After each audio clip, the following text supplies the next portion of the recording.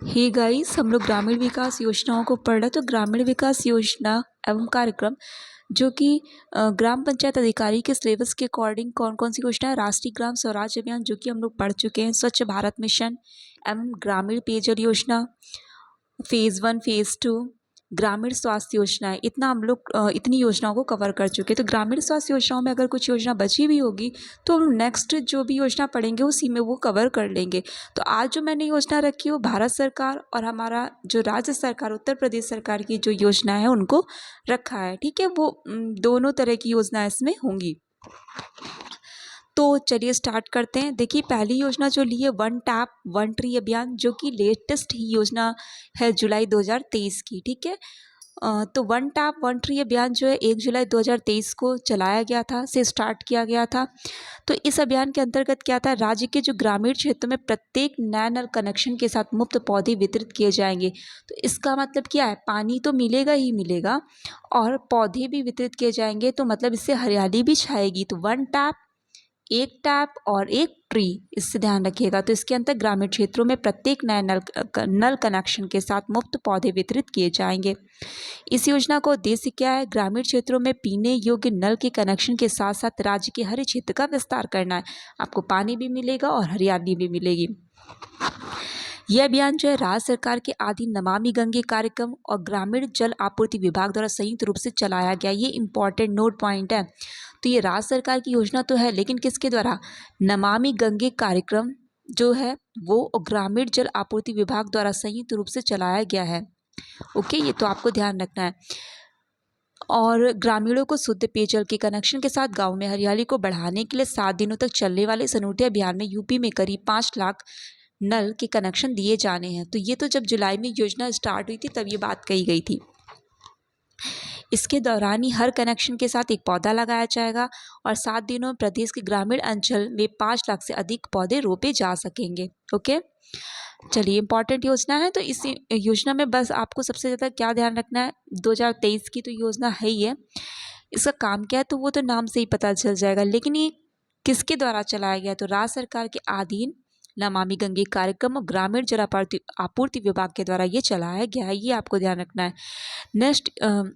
Next योजना है वो कौन सी है, 100 माइक्रोसाइट्स परियोजना है, 100 माइक्रोसाइट्स परियोजना है।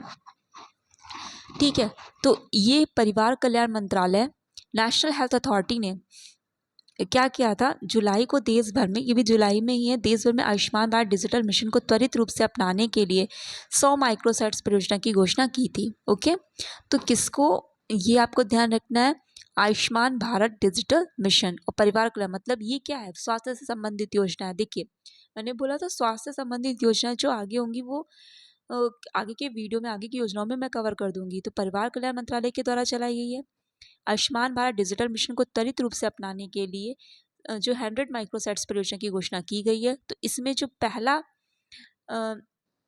राज्य शुरू करने वाला कौन सा, मिजोरम का आइजोल में Ayushman Bharat digital mission microsite की शुरुआत करने और भारत का पहला राज्य बन गया है। तो ये उतना इम्पोर्टेंट नहीं है क्योंकि इसमें यूपी के परिदृश्य से देखना है, लेकिन तब भी आपको ये पता होना चाहिए कि आइजोल में Ayushman Bharat digital mission site की शुरुआत करने वाला भारत का पहला राज्य बन गया। इसके तहत छोटे और मध्यम स्तर के जो निजी स्वास्थ्य सेवा प्रदाताओं तक पहुंच केंद्रित प्रयास किए जाएंगे। ठीक है, मतलब जो छोटे और मध्यम स्तर के निजी स्वास्थ्य सेवा प्रदाता हैं तो उनके तक पहुंच केंद्रित प्रयास किए जाएंगे। ठीक है, ये इसका उद्देश्य है।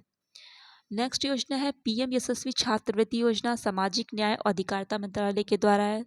तो पीएम यशस्वी छात्रवृत्ति योजना किसके द्वारा, कौन सा मंत्रालय के द्वारा चलाई, सामाजिक न्याय अधिकारिता मंत्रालय के द्वारा चलाई गई है। यह योजना जिसमें PM young achievers scholarship award के नाम से भी जाना जाता है। ठीक है, तो क्या इसका ध्यान रखना है, PM young achievers scholarship award के नाम से जाना जाता है। ठीक है, तो यशस्वी एंड यहाँ से क्या है, young achievers scholarship award Bharat सरकार के सामाजिक न्याय अधिकारिता मंत्रालय द्वारा सुचारू रूप से संचालित की गई है। इसकी पात्रता किसके कौन कौन है, इसके पात्र अन्य पिछड़ा वर्ग हो गया, आर्थिक रूप से पिछड़ा वर्ग हो गया, गैर अधिसूचित खानाबदोश और जो अर्धगुंतु जनजातियाँ हो गई, मतलब जो जनजातियाँ वगैरह हो गई, और से संबंधित कक्षा 9 और 11 में जो पढ़ रहे छात्र हैं उनको, और तो देखो तो 9 कक्षा 9 और 10 के लिए जो है, ठीक है, तो 75,000 रुपये प्रति वर्ष दिया जाएगा। जो 9 और 10 में पढ़ने वाले उनको 75,000 प्रति वर्ष, और 11 और 12 के जो स्कूल में पढ़ने वाले उनको 1,25,000 रुपये प्रति वर्ष ट्यूशन शुल्क छात्रावास शुल्क को कवर किया जाएगा। ठीक है।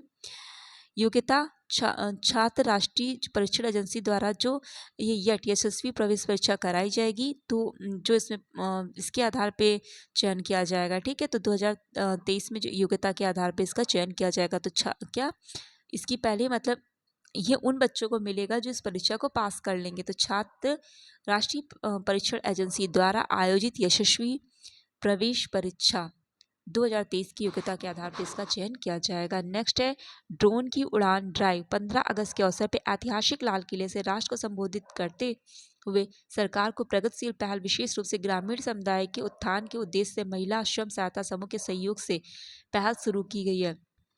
तो क्या बोला गया? ड्रोन की उड़ान ड्राइव। तो कब पहली बात ही कब? 15 अगस्त को। कहाँ से? लाल किले से राष्ट्र को संबोधित करते हुए सरकार ने क्या किया है, जो ग्रामीण समुदाय उनके उत्थान के लिए महिला स्वयं सहायता समूह के सहयोग से इस पहल को शुरू किया है। सहायता समूह को ड्रोन संचालित करने और बनाए रखने के लिए प्रशिक्षण वित्तीय सहायता प्राप्त होगी। ठीक है। ड्रोन को कैसे संचालित करना है इसका प्रशिक्षण दिया जाएगा, और प्रशिक्षण भी दिया जाएगा, उसको वित्तीय सहायता भी दी जाएगी। इस माध्यम से देश के गांव में 2 करोड़ जो लघुपति दीदियां हैं, मतलब समृद्ध जो बहनें को सशक्त बनाने का परिवर्तनकारी लक्ष्य रखा गया है। कुल मिला के ये महिलाओं को प्रशिक्षण दिया जाना है इस योजना के तहत। नेक्स्ट योजना हमारी मुख्यमंत्री कृषक दुर्घटना कल्याण योजना। अभी तक जो मैंने योजना बताई है वो 2023 की योजना है। ठीक है। तो मुख्यमंत्री कृषक दुर्घटना कल्याण योजना जो है वो 2020 में प्रारंभ करी गई थी। इस योजना के अंतर्गत क्या है, सरकार जो है वो राज्य के उन सभी किसानों के परिवारों को लाभ देगी जिनकी दुर्घटना में जैसे मृत्यु हो गई है, और तो उसके पश्चात जो उन पे जो आश्रित लोग थे, आश्रित परिवार थे, उनकी आर्थिक समस्याओं का सामना करना पड़ता था। तो ऐसे सभी परिवारों को सरकार सामाजिक सुरक्षा द्वारा योजना के अंतर्गत मुआवजा प्रदान करेगी। मतलब जिस परिवार का जैसे कोई दुर्घटनाग्रस्त हो गया और वो उस पर आश्रित था, तो उन परिवारों को ये मुआवजा देगी। उत्तर प्रदेश मुख्यमंत्री कृषक दुर्घटना योजना का लाभ राज्य के सभी वर्गों के किसानों को प्राप्त होगा। इस योजना के अंतर्गत राज्यों के किसानों की दुर्घटना में मृत्यु हो जाने के बाद उनके परिवार को आर्थिक सहयोग के रूप में कितना 5 लाख रुपए धनराशि प्रदान की जाएगी। तो अब इम्पॉर्टेंट क्या है, अभी आया है 2020 में प्रारंभ है। ठीक है। राशि कितनी दी जाएगी? 5 लाख रुपए की धनराशि दी जाएगी जो दुर्घटना से जिसकी मृत्यु हो गई है। योजना का लाभ प्राप्त करने वाले जो आवेदक है किसान के परिवारों को आर्थिक स्थिति में सुधार लाया जा सकेगा। इसके तहत दुर्घटना कल्याण योजना के अंतर्गत आवेदक किसान की मृत्यु के 45 दिन के भीतर आवेदक परिवारों की योजना के लाभ हेतु आवेदन करना होगा। ठीक है। मतलब जिसके परिवार की जिसकी मृत्यु हो गई है तो उसके परिवार के लोगों को 45 दिन के भीतर इसका आवेदन करना होगा, जिसके बाद उन्हें योजना का लाभ प्रदान किया जाएगा। उत्तर प्रदेश मुख्यमंत्री किसान दुर्घटना कल्याण योजना का लाभ राज्य के 2 करोड़ किसानों को प्रदान किया जाएगा, और इसका बजट जो रखा गया है वो 600 करोड़ रुपए का प्रस्तावित हुआ था। मुख्यमंत्री कृषक दुर्घटना कल्याण योजना के तहत उन सभी किसानों जिनके पास अपनी कृषि भूमि है, उनके साथ बटाई या किराए पर खेती करने वाले किसानों को भी सरकार द्वारा योजना का लाभ प्रदान किया जाएगा। मुख्यमंत्री किसान दुर्घटना कल्याण योजना का संचालन जिलाधिकारियों द्वारा किया जाएगा। योजना के अंतर्गत 60% विकलांगता से पीड़ित किसानों को सरकार द्वारा 2 लाख तक का मुआवजा प्रदान किया जाएगा। देखिए, अगर उसकी मृत्यु हो जाती है तो कितना मुआवजा बोला गया? 5 लाख रुपए का मुआवजा बोला गया। लेकिन अगर इस योजना के अंदर 60% जो विकलांग है या उससे जो अधिक विकलांग है उनको 2 लाख तक का मुआवजा प्रदान किया जाएगा। ठीक है। अब इससे पहले की जो विकलांगता है 60% से नीचे, उसके लिए नहीं है ये योजना के अंतर्गत। जो है 14 सितंबर 2019 के बाद दुर्घटना में शिकार हुए किसानों के परिवारों को भी योजना का लाभ प्रदान किया जाएगा। ठीक है। तो क्या डेट बोली गई? 14 सितंबर 2019 के बाद। ठीक। और जो किसान जिनकी आयु बोली गई 18 से 70 वर्ष के बीच की होनी चाहिए, वही इसका आवेदन कर सकते हैं। यूपी मुख्यमंत्री कृषक दुर्घटना कल्याण योजना का लाभ 60% या उससे अधिक विकलांगता से पीड़ित किसान ही प्राप्त कर सकेंगे। तो देखिए, इस योजना में मुख्यमंत्री कृषक दुर्घटना कल्याण योजना के इंपॉर्टेंट पॉइंट क्या क्या थे। एक तो कब प्रारंभ हुई, 2020 में प्रारंभ हुई। इसमें अगर जब मृत्यु होती है तो उसे 5 लाख रुपए का, और अगर दुर्घटनाग्रस्त हो जाता है, विकलांगता है 60% है उससे अधिक की, तो 2 लाख रुपए दिए जाएंगे। और आवेदन जो परिवार को, उसके परिवार को 45 दिन के भीतर करना होगा। इसका जो बजट था वो इतना इम्पोर्टेंट नहीं है, 600 करोड़ का था।